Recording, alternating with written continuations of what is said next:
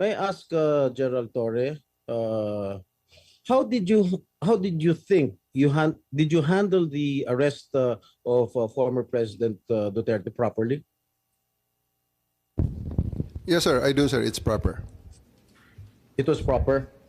But when I saw the video, it was really, for me as a citizen of this country, it was really unbelievable. It was a very, very big disappointment because I can relate, General. Because when we were arrested way back 2001, together with my father, the same thing happened. All right, we were in the wee hours of the morning. We were the policemen barged in our hospital room at the Veterans Memorial Hospital.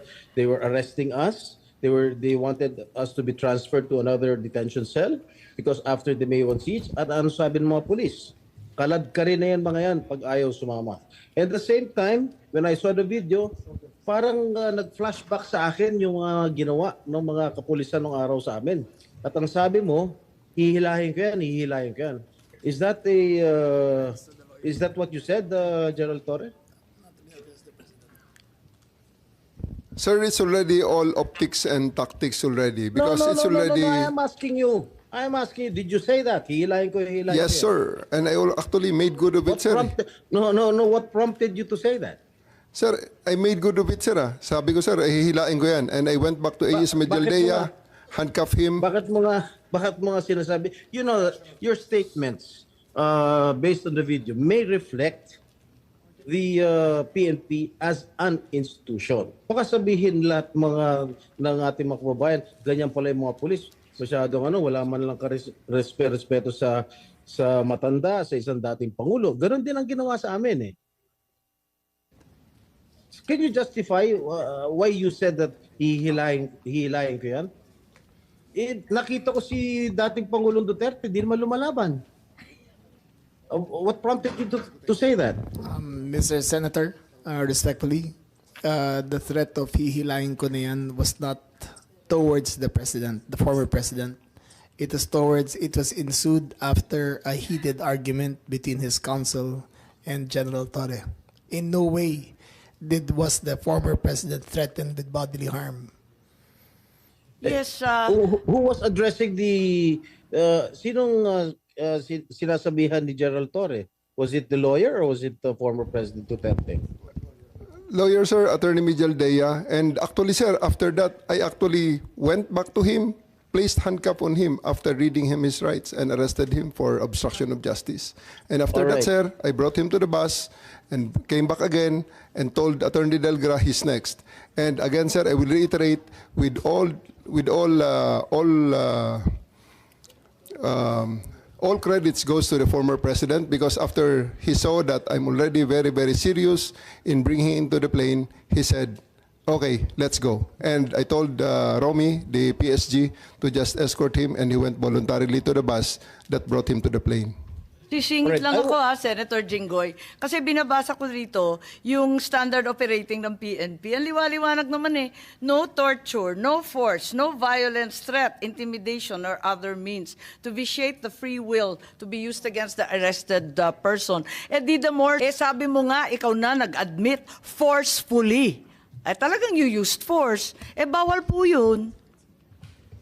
Ma'am, it is, I placed ES Medialdea under arrest for obstruction of justice. Sabi nga ni Senator Jinggoy, hihilain mo pa. Yes, ma'am.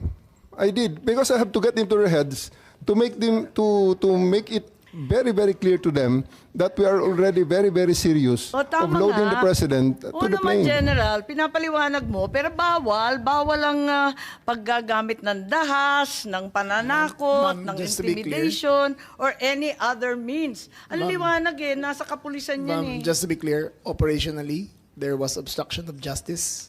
It was the decision call of General Torre to place him under arrest for obstruction of justice. Now let us separate what happened to the president. You're talking about Attorney Medialdea. Yes, ma'am. Paano yung iba? No one else was armed, ma'am. Yung attorney. No, wait. Yung abogado. If I may, Senator Amy. Yes. Madam Chair. Ayan. Sino yung kinaladkad nung isang pulis? Yung security na nakaitim. I think it was General Torre. na hinila yung isang abogado. Dalawa yun eh, yung abogado, hinila yung upuan, di ba? Tapos yung nakaitim na si Q, kinaladkad din. Si Attorney Delgra, sir, because he is next to be arrested. And because of that, the former President PRRD saw that I'm already that serious. And he said, he prevented the situation from further deteriorating and escalating. So he said, let's go. Isn't he entitled to a counsel of his choice, General? Yes, sir. For 12 hours, he was there. Oh. Can't he speak to his client? Bigla niyo na lang... They are there for 12 hours, sir, speaking to each other. Ano? They are there for 12 hours speaking to each Alright. other, sir. One more thing that I noticed in the video, no? Ang sabi ni PRRD, papasukin niyo yung anak ko. Abogada siya. At ang sinabi mo, hindi ko siya papapasukin. Why not, Gerald Torre?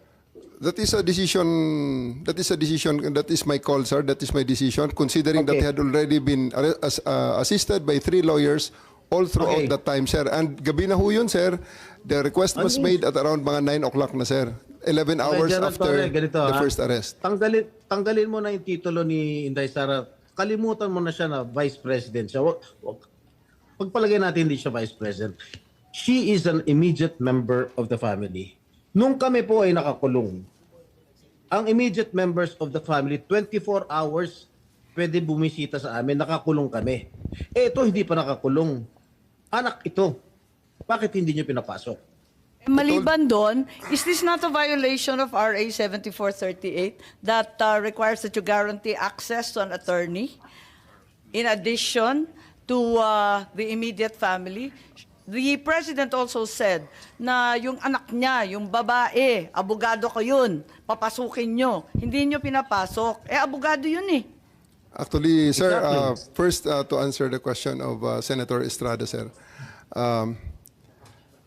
I have told the President that they can visit him at his detention facility because at this time the order of the day is to load him into a plane. So that's what we endeavored to do, and that's what happened, sir. Ano niya bibisitahin yung tatay niya? Sa Netherlands. Hindi naman dito tinray eh. Hindi naman dito kinasuhan eh. Sa ibang bansa eh. Oh. Bakit hindi niyo man lang binigyan ng kortesiya yung anak na isang abogada na magkukonsulta? Katulad nga na sinabi ko kanina, yung mga nakakulong nga, 24 hours pwede bumisita ang immediate members of the family. Bakit ito hindi pa nakakulong, hindi niyo pinapasok yung anak? Our mission at that time, sir, is to deliver him to the My God. body Kahit who ano issued the warrant, mangyari, sir. Nasa batas yan. Nasa batas yan, General. Immediate members of the family, lawyers, priests, etc., etc. I should know. Nanggaling ako dyan. Tapos ito, hindi naman nakakulong. Again, I am not defending President Duterte. I'm just explaining the rights of an accused. Because naging akusado rin ako. And I don't want that to happen to anybody else. Dapat naman nagbigay kayo ng konting kortesiya o respeto man lang sa mga dating presidente dahil naranasan namin yan. Nung kinulong po yung tatay ko, ganun din. Kawalang respeto ang mga pulis sa amin. Porket nawala na ba kami sa kapangyarihan, ganun na lang. Matanong ko naman siya, General, wag naman po sana mangyari, God forbid, sa pag sinapit ng ni President, pag sumapit ng ganitong sitwasyon si Presidente Marcos, gagawin mo rin ba yon sa kanya?